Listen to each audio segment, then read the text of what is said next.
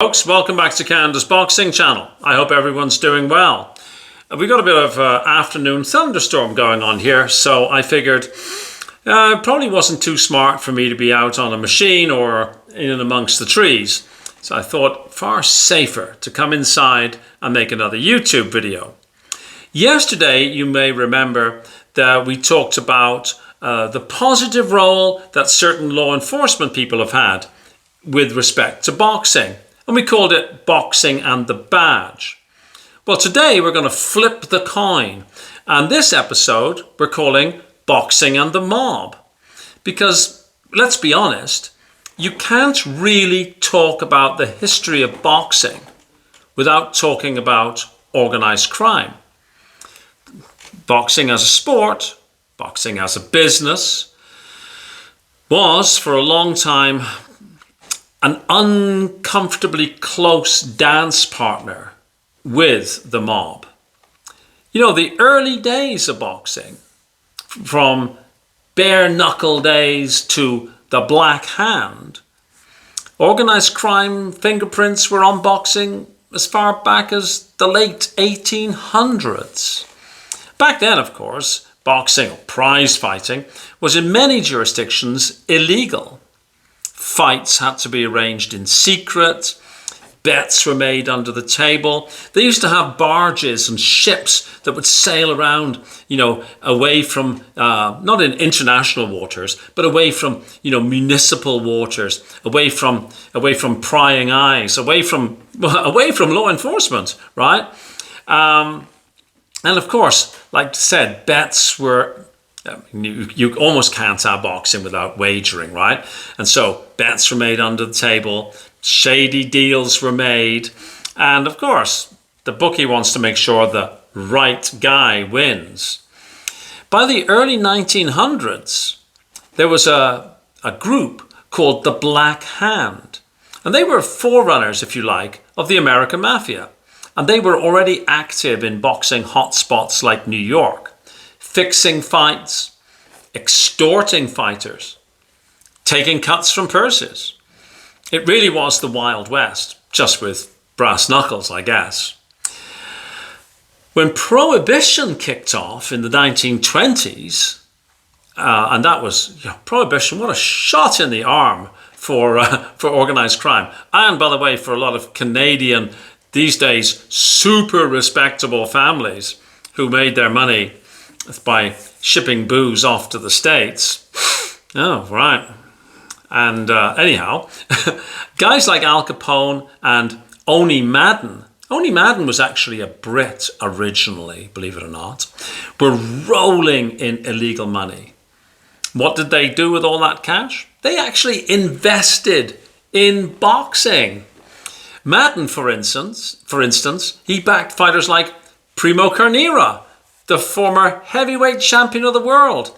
He was an Italian giant, huge guy for the time. I did a video on him. It's in my playlist, a historical playlist. He won the heavyweight title in 1933. And there's still a lot of debate over how many of Carnera's fights were legit and how many were well managed, shall we say. Sadly, Primo Carnera believed almost until the end that he was as good as his record had suggested. Sad story, really, about Primo Carnera.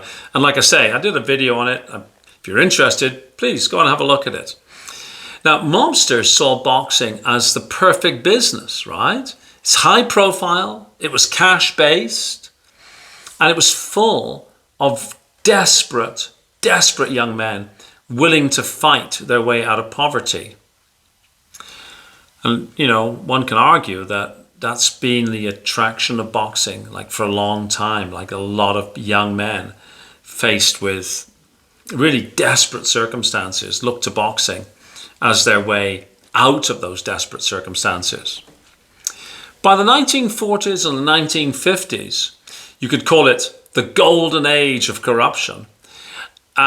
It was really a golden age, in a way, both of boxing and of mob influence. Frankie Carbo, known as Mr. Grey, was the real boss of boxing behind the scenes. Carbo was a member of Murder Inc.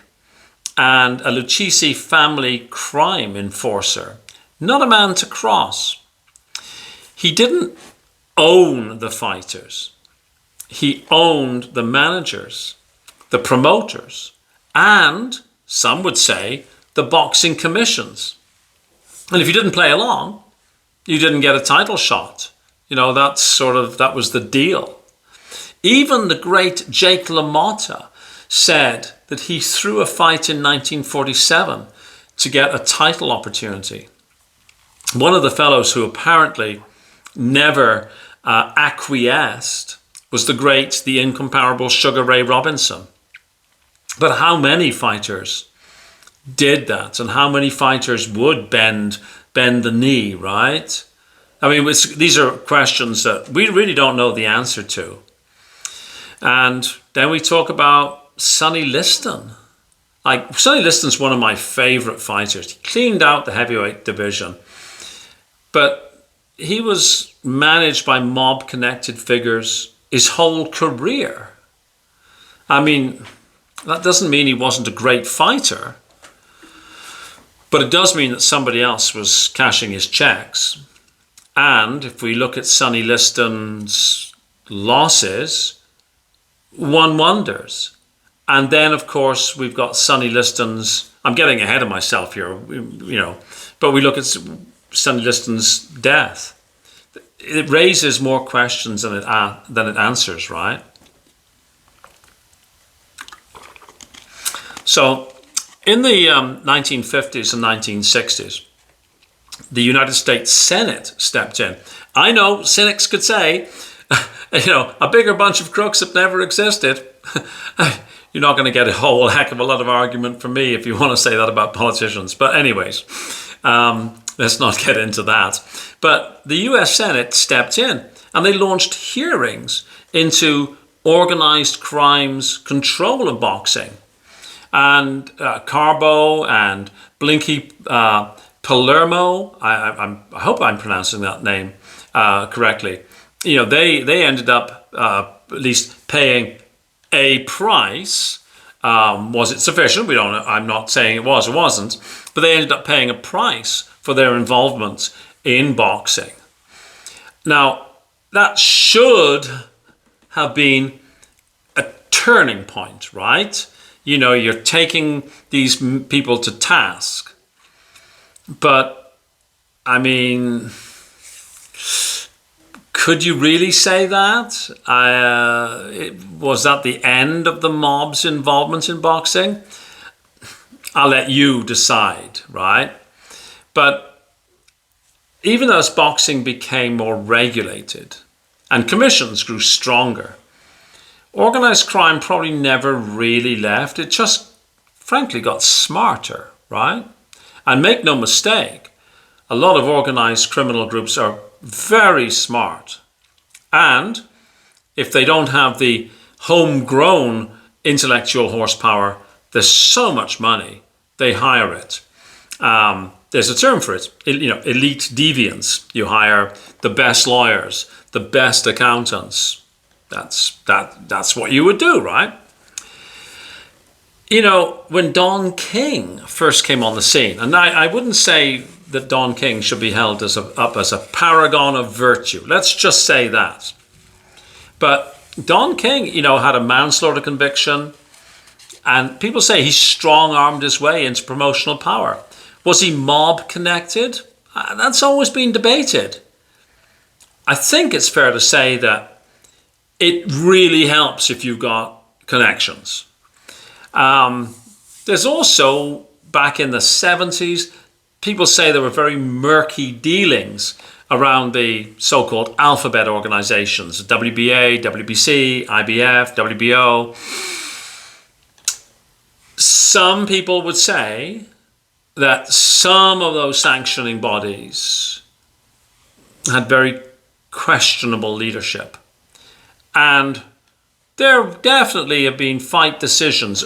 You all know which fights we're probably talking about that had fans raising eyebrows for a very long time, and still today.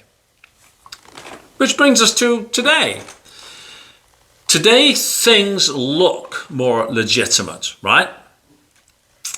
You don't see those sort of, smoky backroom deals where guys wearing fedoras and, all operating in the shadows.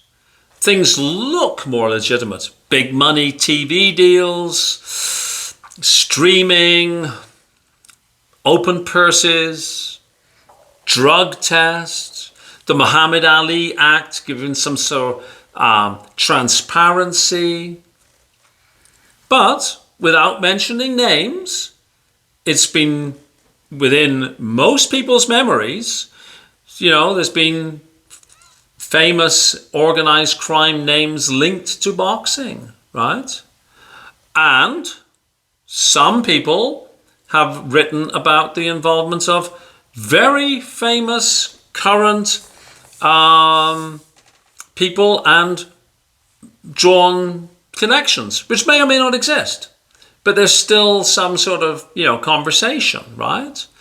While it looks a lot cleaner, if you talk to long in the tooth, old school type people who occasionally write about boxing or occasionally have a word about boxing, people will say that shady decisions, strange matchmaking still goes on. Does money pass under the table? Your guess is as good as mine. What I would say is whenever you've got lashings of money flowing around, it attracts activities, right? Is the mob still involved? Well, that's impossible for us to say. Some people, maybe investigative journalists, some people who are specialists in organized crime may have a view. Is there corruption? I mean, is every decision that we say is a robbery, oh, that's terrible, is that corrupt? When we see a promoter going and looking at scorecards and then going to a corner and saying things, is that corruption? Possibly small c, maybe not big C. I don't know. You decide, right? But I think that there's a shadow that never fully disappears from boxing. So from the Black Hand to Frankie Carbo, from fixed fights to backroom deals, I think it's fair to say boxing and the mob is as old as the sport itself. And again, money, right? Whenever you've got lashings of money, it's really hard for everything to be squeaky clean. Human beings, we're all fallible. And boxing seems to me, an outsider, I'm just a fan, it seems to me that occasionally you get, managers and promoters that sort of pop up like weeds after a rain. Where do they come from and who's behind them and where do they get the money from? They're questions that lots of us ask, probably will never get a good answer. So anyways, if you enjoyed this, just hit that like button, drop a comment with your thoughts. We can have some really good chats about this, I'm sure. And please subscribe. So there we go. Stay sharp, stay skeptical, and I'll see you on the next video. Thanks very much for watching. Make sure you have a fabulous day wherever you are. Cheers. Bye-bye.